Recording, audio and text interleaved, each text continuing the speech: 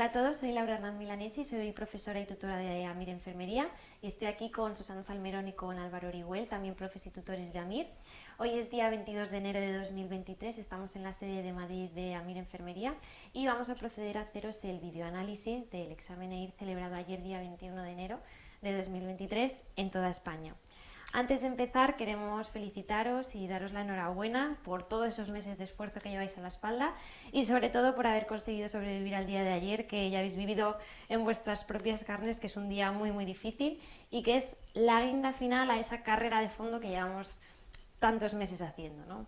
Entonces, pues bueno, lo primero de todo, y antes de empezar con el análisis, queremos contaros un poquito las sensaciones que tenemos con respecto a los años anteriores. Sí que es verdad que hemos mantenido el mismo número de preguntas, 210 preguntas, 200 originales más 10 de reserva, las mismas horas para hacer el examen, 4 horitas y media, y que el examen no ha sido excesivamente largo, ya os digo, en comparación con años anteriores, porque ha habido preguntas largas, que seguro que os estáis acordando ahora de alguna, pero no han sido tan largas como en años anteriores, ¿vale?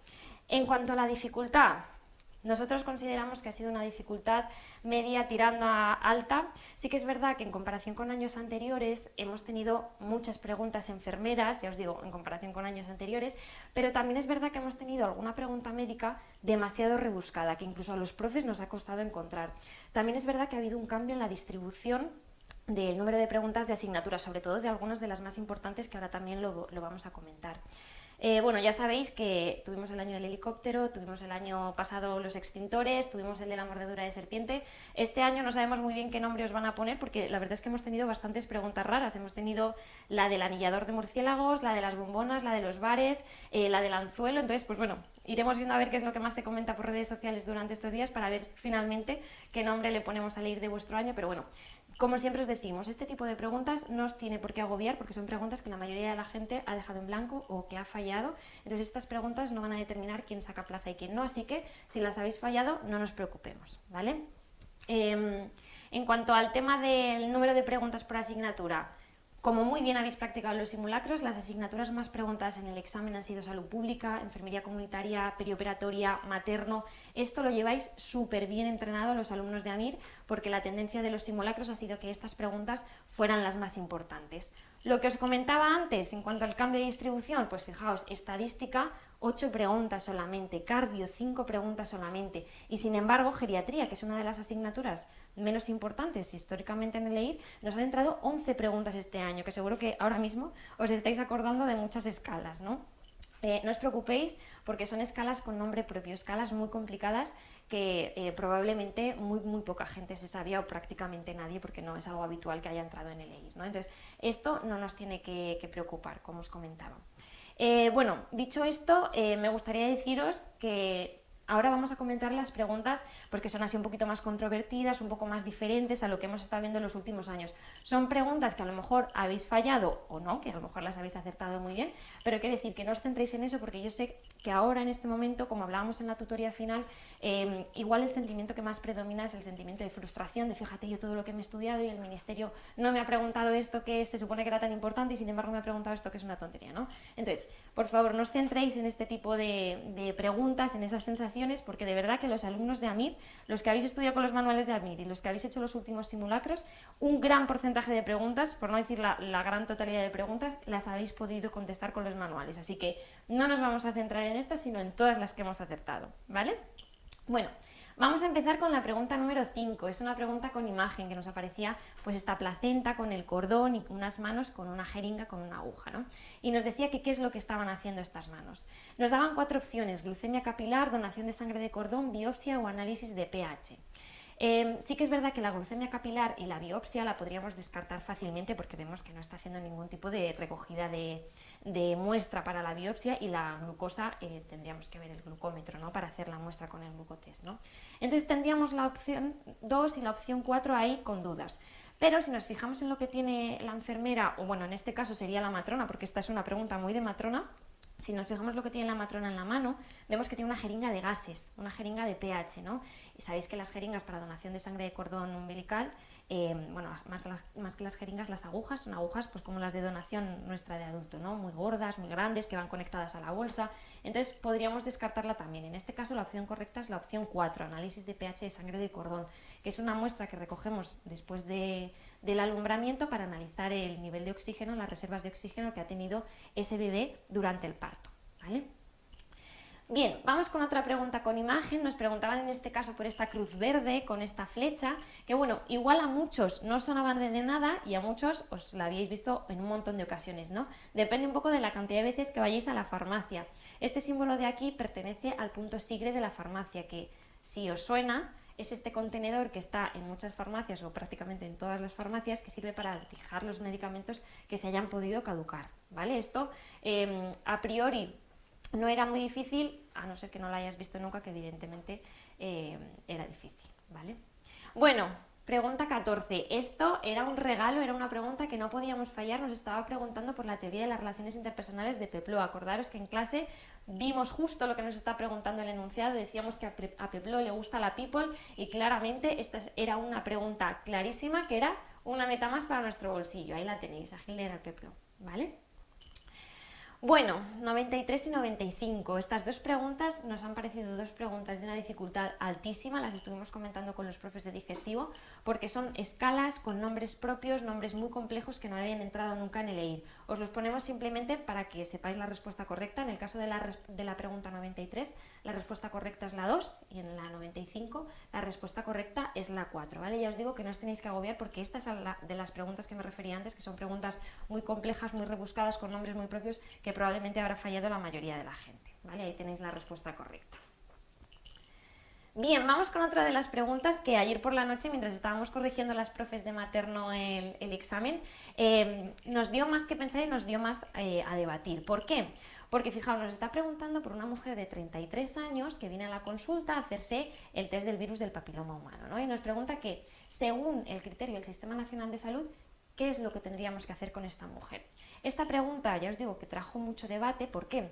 Porque dependiendo de los protocolos que miremos, en función de la edad de esta mujer, tendríamos que hacer una cosa u otra. Es decir, si atendemos a las recomendaciones de todas las sociedades científicas, nos dice que una mujer, fijaos, aquí os lo pongo, que es el que tenemos en el manual, de entre 25 y 30 años le tendríamos que hacer una prueba de VPH cada 5 años. Sin embargo, y fijaos que justo debajo de este esquema, en el manual de materno, tenemos esto de aquí, tenemos las recomendaciones del Sistema Nacional de Salud, que son justo por las que nos están preguntando en el enunciado, ¿vale?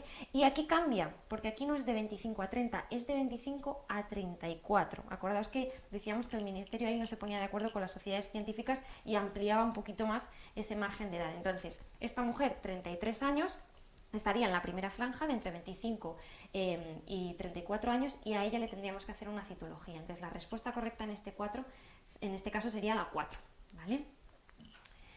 Bueno, esta es una de las preguntas según la plataforma Estimair, que ya hemos visto que habéis metido los resultados muchísimos, que aprovecho para animaros a que lo metáis, porque cuanta más gente metamos los resultados, más fiable será esa estimación, ¿vale? Esta es una de las preguntas que más hemos acertado y estoy muy orgullosa porque es una pregunta que tal cual también comentamos en la clase de materno en el tema de las modificaciones anatomofisiológicas del embarazo, ¿vale? Nos preguntan cómo se llama la separación anormal de los músculos abdominales anteriores cuando una mujer se queda embarazada y todo esto se expande, ¿no? Y como muy bien habéis puesto la gran mayoría, la respuesta es la 3, diástasis de rectos abdominales. Fenomenal, una neta más, ¿vale, chicos? Bueno, continuamos con el análisis de preguntas. En este caso tenemos una pregunta estadística que probablemente cuando estuvisteis en el examen dudabais, ¿no? Entre ensayo de campo, ensayo comunitario o incluso estudio de cohortes, ¿no? Es una pregunta que tal cual está descrita nos podría hacer pensar que es un ensayo de campo, ¿no? Son una serie de sujetos que no han adquirido la enfermedad o pueden estar en riesgo de adquirirla. Se van a estudiar una serie de factores preventivos que pueden ser la administración de vacunas o el seguimiento de dietas, ¿no? En este tipo de estudios preventivos, normalmente nos inclinaríamos por contestar por ensayo de campo. El problema está en que si hay una modificación por parte del investigador, es decir, yo como investigador aplico la vacuna o aplico la dieta, estoy haciendo un ensayo de campo. Si no la hay, simplemente estudio una población que se ha vacunado y otra población que no, pero yo no he intervenido ahí, estoy haciendo un estudio de cohortes. Por lo tanto, aunque creemos que el Ministerio va a dar por correcta la opción 1, probablemente sería una pregunta que podáis impugnar por esta susceptibilidad a interpretación, ¿no? Venga, vamos a continuar con estas dos preguntas de comunitaria. Estas dos preguntas de comunitaria son un regalo del Ministerio. Todos los años, absolutamente todos los años, preguntan algo de Prochaska y de Clemente, del modelo de las 5 AES. También ha habido varias preguntas en el examen de los modelos de activos. Entonces, entre todas estas eran 5 netas regaladas del Ministerio. En este caso, en la pregunta 29 de Prochaska y Clemente, nos están preguntando por un padre que no ve necesario que su niño empiece a hacer una dieta, por lo tanto estaría en fase de contemplación, ¿no? Y luego el modelo de las 5 A's, que ha sido tan preguntado siempre y que hemos machacado tanto en clase, en este caso sería asegurar. Esta pregunta, teniendo en cuenta la disponibilidad progresiva de dosis en relación con la vacunación frente al herpes zóster, ¿a qué personas vamos a priorizar? Entonces, esta pregunta tiene tela. Esta pregunta tiene tela porque nos preguntan por la que no es una condición de riesgo, es decir, a las personas a las que no deberíamos de vacunar frente al herpes zóster. Sin embargo, si consultamos la página web del Ministerio y el documento del calendario vacunacional, podemos ver que tanto las hemopatías malignas, el tratamiento con fármacos anti-JAK, el tratamiento con quimioterapia, independientemente del tamaño del tumor, trasplante de órgano sólido, trasplante de progenitores hematopoyéticos, son todo condiciones para recibir la vacuna del herpes zóster. Por lo tanto, no podemos dar ninguna por correcta. No podemos ni siquiera ponernos en el lugar del Ministerio de a ver cuál van a dar por correcta, porque es que ninguna es correcta, ¿vale? 34. Un varón en estado de inmunosupresión va a empezar a trabajar como anillador de murciélagos. La famosa pregunta del anillador de murciélagos. Y solicita la vacuna de la rabia porque probablemente en el zoo en el que trabaje le han dicho que se tiene que vacunar de la rabia. Como es lógico, ¿no? Todos los trabajadores que en su puesto de trabajo estén con este tipo de animales deben de recibir la vacuna de la rabia. Fijaos, chicos, en los últimos exámenes hemos tenido picaduras de medusas, picaduras de todo tipo de insectos. Entonces, desde el equipo de salud pública nos hemos adelantado y hemos dicho, falta la picadura del murciélago, falta la rabia, entonces vamos a hablar de la vacuna de la rabia. Entonces, esta pregunta tal cual, la opción número 4, la podríais contestar perfectamente gracias a la tablita que tenemos en el manual de la vacunación antirrábica, ¿no? En el caso de la profilaxis preexposición, personas que no han estado expuestas y se tienen que vacunar de la rabia, se tienen que administrar 3 dosis de vacuna, ¿vale? En el momento a los 7 días y la tercera entre los 21 y 28 días. Bueno, esta pregunta, que es de comunitaria, es un poquito compleja, ¿vale? Es un poquito compleja porque es una pregunta sobre un aspecto que no ha sido demasiado preguntado en el EIR, que además es impugnable porque hay múltiples fuentes bibliográficas que hablan sobre el proceso de enseñanza y aprendizaje y cada autor viene a dar diferentes definiciones, diferentes etapas, pero es verdad que la mayoría de los autores hablan en común de una de las etapas que se llama la etapa de aplicación, ¿vale? En este caso en el Ministerio pone etapa de actuación, lo cual pues nos deja la duda de si la podríamos impugnar o no, pero en cualquier caso la etapa de aplicación en la que coinciden la mayoría de los autores implica una profundización y un desarrollo de los conocimientos, por lo que podríamos entender que el Ministerio va a dar por correcta la opción número 1. Bueno, otra de las preguntas graciosas y divertidas de leer ha sido la pregunta de los crepes de setas. En este caso, bueno, pues podríais decir, nadie nos ha preparado para ver qué hacemos ante una intoxicación de crepes de setas. Mentira. En los simulacros os hemos machacado, os hemos bombardeado con preguntas sobre setas y además ya sabéis que la atropina es el antídoto, los que habéis estudiado perfectamente los antídotos, sabéis que es en este caso la opción número 3 y por lo tanto me alegro mucho que todos los alumnos de AMIR hayáis acertado esta pregunta gracias a estas cosas, ¿vale? Fenomenal, continuamos con esta pregunta, la pregunta de los factores de riesgo en el cáncer de piel de tipo no melanoma. Es otra pregunta bastante controvertida porque en este caso, bueno, vamos a leerlo tranquilamente. Nos piden por un factor de riesgo en el cáncer de piel no melanoma, ¿vale? O sea, factores de riesgo para el cáncer. Nos dicen que es muy importante la intensidad de la exposición a la luz solar. Tienen más predisposición las personas de raza negra. Sabemos que es mentira. Influye la radiación ultravioleta a lo largo de toda la vida. Es verdad. No influye la genodermatosis, que es un estadio precanceroso. Es verdad. Entonces, tendríamos como posibles opciones correctas tanto la opción 1 como la opción 3. Ambas, según las fuentes consultadas por los profesores de derma, son factores de riesgo para el cáncer de piel de tipo no melanoma. Por lo tanto, también sería otra pregunta que podríais impugnar y que el Ministerio a lo mejor probablemente acabe por impugnar. Continuamos por esta ley de la pregunta 158. Una pregunta larga, una pregunta de una ley, a mediados del examen vais a decir, uff, madre mía, esto qué peñazo, no puedo con la vida. Nada, no os preocupéis. Esta pregunta segurísimo que la van a impugnar, ¿vale? Esta pregunta no es una ley sobre ámbito nacional, es una ley sobre la Comunidad Valenciana. Por lo tanto, no va a corresponder tenerla en el EIR. Y fijaos, esta no es la primera vez que nos pasa en el EIR que nos metan leyes de ámbito autonómico.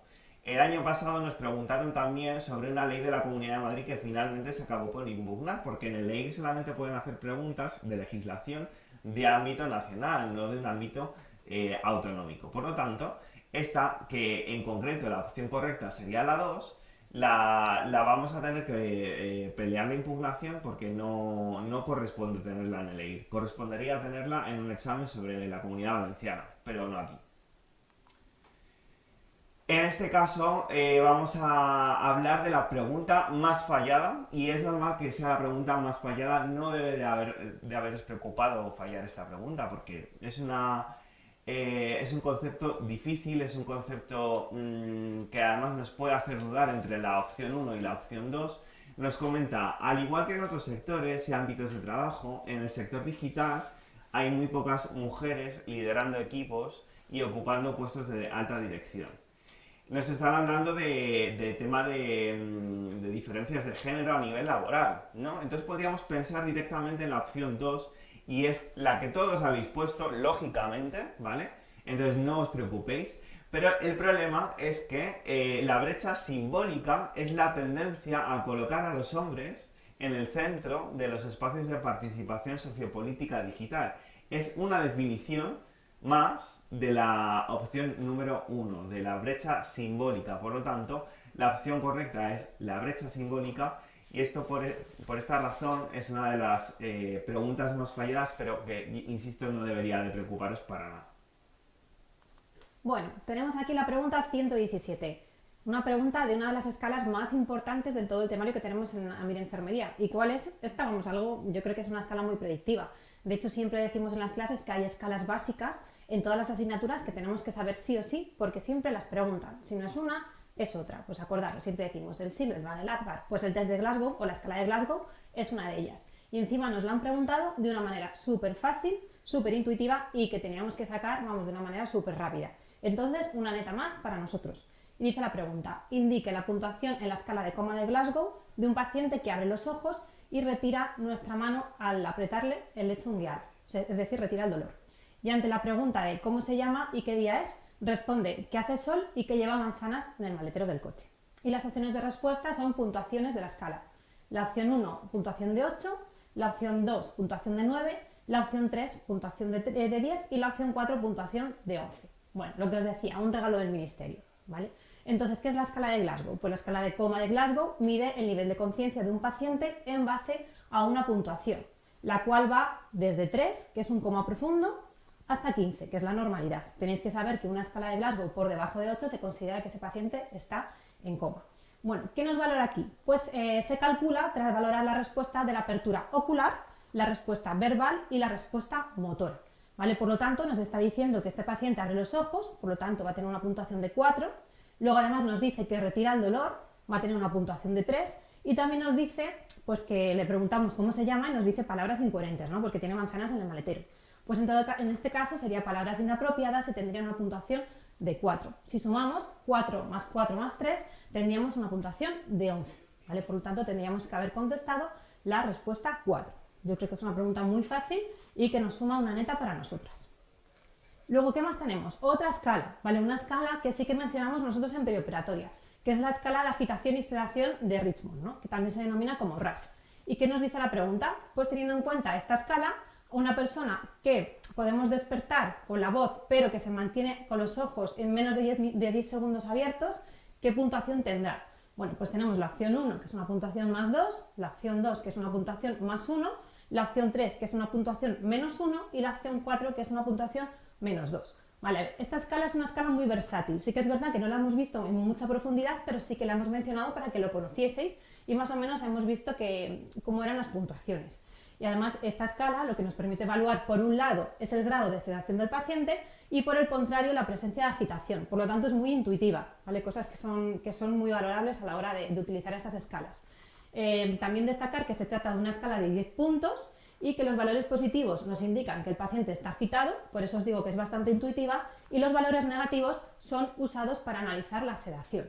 ¿Vale? Pues en este caso nos está diciendo que el paciente responde a la voz, pero que no mantiene los ojos abiertos más de 10 segundos, ¿vale? Es decir, menos de 10 segundos. Ahí es donde podéis encontrar el error, ¿vale? Porque sí que es verdad que podríamos dudar entre una puntuación de menos 1 y una puntuación de menos 2 si no tenemos muy clara lo que es esta escala, ¿vale? Pero en este caso, al tenerla menos de 10 segundos, que siempre el 10 es como el que parte el valor de referencia entre una respuesta y otra, tendríamos que haber puesto la opción 4 como respuesta correcta.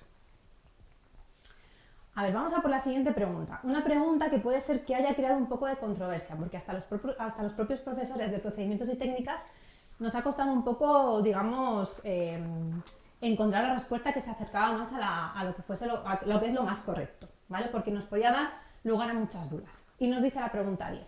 Pregunta asociada a la imagen 10. ¿Cuál de las siguientes opciones es correcta en relación al lavado quirúrgico de manos? A ver, el lavado quirúrgico de manos es algo que vemos en el tema 1 de procedimientos y técnicas y lo vemos en bastante profundidad. Por lo tanto, en un principio no tendríamos por qué tener dudas, pero sí que es verdad que las imágenes nos pueden hacer dudar un poco, ¿vale? Bueno, pues nos ponen 4 fotografías y nos dicen que de esas 4 fotografías, ¿cuál es la opción incorrecta? La opción correcta. Entonces, sí que es verdad que nosotros, analizando todas las fotografías, no encontrábamos una que pudiese ser la más correcta del todo. Pero bueno, vamos a analizarla uno por uno. Vamos a ver cuál es el protocolo de lavado de manos quirúrgico. Pues tenéis que saber que tiene diferentes pasos. Uno, lo primero que hacemos es que humedecemos las manos, antebrazos y codos. Siempre tiene que ir en ese orden, ¿vale? De más distal a proximal. Luego, la siguiente opción sería aplicar con 2 pulsaciones el dosificador, siempre lo hacemos con el codo, ¿vale? Y lo más ideal es que sea en el cuenco de una sola mano, ¿vale? Generalmente en la mano izquierda. Una vez que ya tenemos ese jabón, lo que vamos a hacer es enjabonarnos las manos, antebrazos y codos. Siempre, ya os digo, de distal a proximal. Bueno, luego la siguiente opción sería bien, aparte de ese enjuagado, tendríamos que cepillarnos las uñas, que es verdad que ahora nos especifican en las nuevas guías que es mucho mejor el palillo a lo que es el cepillo, que en las imágenes vemos un cepillo, y con este cepillo estéril vamos a frotarnos durante aproximadamente 2 minutos y 30 segundos. Posteriormente volveremos a enjuagar y otra vez aplicaremos de nuevo una dosis de jabón. Bueno, más o menos esos son los pasos en los que posteriormente haremos otro aclarado y secaremos con gasas estériles o compresas estériles. Bueno, pues en la fotografía 1 vais a ver cómo están lavándose las manos con un cepillo, ¿vale? Justamente a la altura de la muñeca. Cosas que nos pueden hacer dudar, pues que la parte más proximal al codo tiene jabón, ¿vale? Entonces, por esa regla de 3 podemos pensar, a lo mejor ha ido antes de codo a mano y por eso ha quedado jabón ahí, pero tenemos que pensar que previo al cepillado ya ha habido un enjabonamiento, por lo tanto pueden ser restos de jabón que han quedado antes del aclarado, ¿vale? Por lo tanto, esa es la opción que nos puede hacer dudar, porque claramente la fotografía 2 es falsa, no podemos tocar con la mano después de habernos mojado las manos el dosificador. La opción 3 vemos como con una mano llena, que aparentemente parecía un líquido rojo, pero seguramente sea povidona ayudada, directamente clica con el codo para sacarse a la otra mano en la aplicación, con que se aplique en una mano y se froten sería suficiente, por lo tanto esa opción 3 también sería falsa, y la opción 4, que sí que se está lavando las manos con un apósito, con una herida, ¿vale? Eso sería algo completamente falso. Por lo tanto, si tuviésemos que elegir ante las dudas que nos causa esta pregunta, elegiríamos la fotografía 1 como opción correcta. Es verdad que a nosotros también nos podría crear un poco de controversias o dudas, pero sería la opción de todas las que hay que nos parece más correcta a la hora de comentar la pregunta. Bueno, y aquí tenemos la pregunta 1, una pregunta asociada a imagen, que es una pregunta que no podéis fallar. ¿Por qué? Porque es una pregunta que hemos visto un montón de veces en las clases, que la hemos visto en las clases de pediatría, sobre todo cuando explicábamos la circulación fetal, y que el cordón umbilical es un concepto clave que todos deberíamos saber y que no creasen dudas. ¿Vale? Y generalmente nos ponen una imagen que, como podéis ver, nos muestra el cordón umbilical con un corte transversal en la cual se ven los vasos. Y además están haciendo una técnica que es muy obvia y seguramente la hayáis reconocido, que es la canalización de una vena umbilical. Por lo tanto, la pregunta lo que más nos dice es qué es lo que está haciendo, ¿no? Cuál es la técnica mostrada y cuál es correcta en relación a esta técnica. Y la primera de todas que nos habla sobre las estructuras vasculares que tiene el cordón umbilical. Lo tenemos clarísimo, ¿vale? Acordaros, siempre 2 arterias y una vena de grueso calibre, por lo tanto, esa sería falsa. Luego, que la canalización arterial permite la administración de medicamentos y hemoderivados, todos sabemos que por una arteria no se puede administrar ese tipo de fluidos. Luego, además, esa también la descartamos, y la 3 nos dice que no se recomienda esta canalización tras las primeras 24 horas de vida. Todo lo contrario, ¿no? Justamente cuando nace el niño, lo que tenemos a la hora de que las matronas o la enfermera pediátrica corta el cordón umbilical es el acceso inmediato de esa vía, por lo tanto, esa también sería falsa. Por descarte tenemos la 4 que nos dice que la canalización de la vena umbilical es la vía de elección en la reanimación neonatal en la sala de partos. ¿Por qué? Simplemente porque es el acceso vascular que tenemos de manera inmediata, y además la canalización es muy sencilla y muy accesible, como veis en la imagen. Os he puesto aquí, para que recordéis de las clases, un corte transversal del cordón umbilical con la carita del señor Wharton, ¿no? Con sus 2 ojitos, con las as, porque eran las arterias, y la vena, que es la boca de grueso calibre.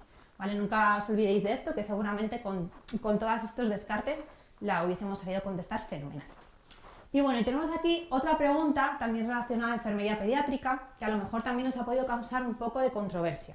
¿Por qué? Porque por técnica de test podemos ver que es una pregunta que simplemente por oveja negra lo hubiésemos contestado y lo hubiésemos contestado mal, ¿vale? ¿Por qué? Porque nos hablan de enfermedades, sobre todo enfermedades infectocontagiosas, y de repente nos hablan y nos ponen de abuso sexual, ¿no? Pues a primera vista, si no tenemos mucha idea de esta pregunta, sí que hubiésemos dicho, pues venga, voy por técnica de test y pongo la 3. Bueno, pues no, ¿vale? Esa pregunta no es la correcta, esa no es la opción correcta. Por eso la hemos puesto para comentarla. ¿Y qué es lo que nos dicen? Pues que en la exploración física de un paciente pediátrico, de un niño, la presencia de un exantema petequial, como el que veis en la imagen, en el paladar blando no es indicativo de qué. Pues nos dicen la enfermedad de Lyme, la faringitis estreptocócica, el abuso sexual y la rubeola. Vale, bueno, pues en este caso tenemos que empezar a descartar, pero ya os digo, siempre cuando nosotros hacemos una pregunta de estas características, si tenemos unas mínimas menciones y conocimientos del tema, tenemos que profundizarlo, ¿vale? No directamente nos vamos a ir a la técnica de test. ¿Por qué? Porque la técnica de test sí que la recomendamos cuando no tenemos mucha idea de la pregunta, y es verdad que en muchas ocasiones nos ayuda, pero en otra como esta no, ¿vale?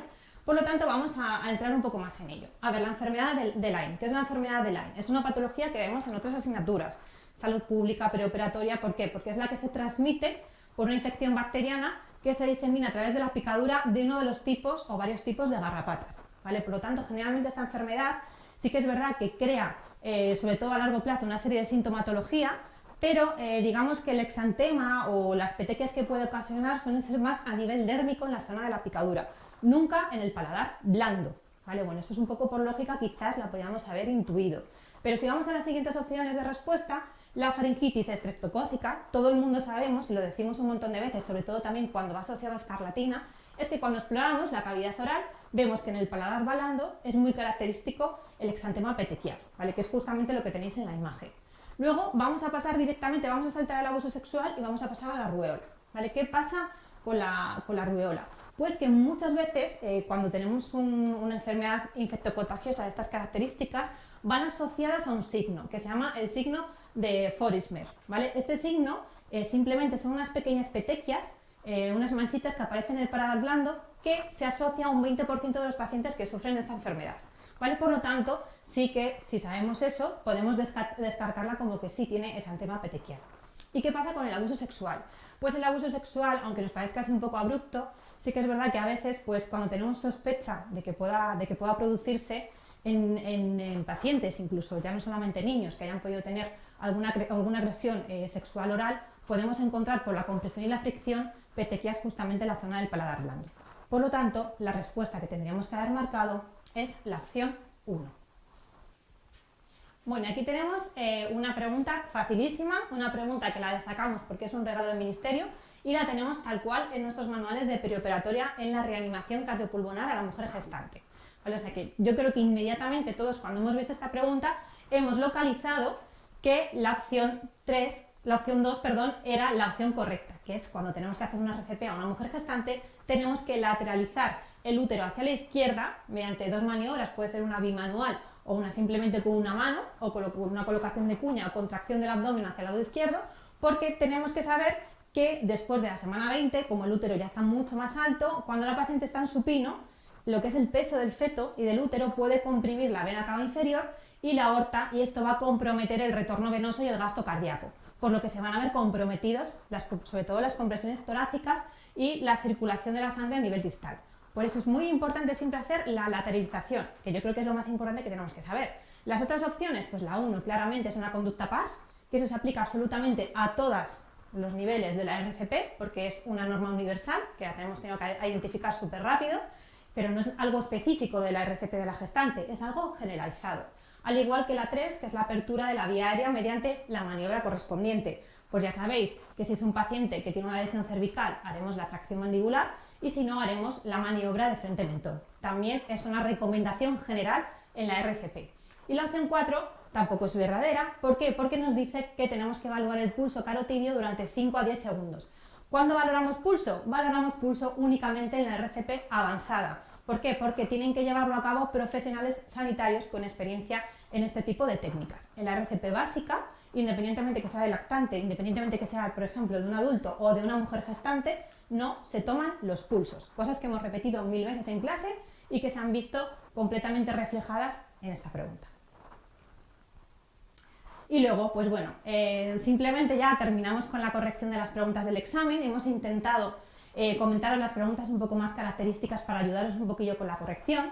Y bueno, simplemente deciros que tenéis a vuestra disposición la plataforma Estimair para que vosotros podáis subir vuestras respuestas del examen y podáis tener una aproximación de vuestro, digamos, de vuestro punto de partida con respecto al resto de opositores. Bueno, anoche estuvimos todos los profesores haciendo un trabajo muy, digamos, muy exhaustivo, intentando corregir las preguntas de la mejor manera correcta, contrastándolas con un montón de fuentes para que sean lo más similares a las respuestas del ministerio y para que no haya ningún tipo luego de variación con respecto a estas preguntas. Independientemente, si cuando saquen la resolución de las preguntas definitivas, bueno, primero provisionales, que serán el lunes, se actualizarán inmediatamente estas preguntas y tendréis la actualización de vuestra posición según eso. Posteriormente vais a tener 3 días para poder hacer unas impugnaciones de las preguntas que vosotros queráis, que además la tenéis, la plataforma Estimair os va a llevar a la plataforma Impugnair para que podáis elegir. Y sí que es verdad, pues bueno, que a través de esta plataforma se van a discutir todas las preguntas del examen y se van a seleccionar las más controvertidas, sobre todo para obtener referencias bibliográficas que van a apoyar las posibles impugnaciones, donde vamos a participar activamente todo el equipo del profesorado y tutores de AMIR Enfermería para ayudaros en este proceso. Así que bueno, muchísimas gracias.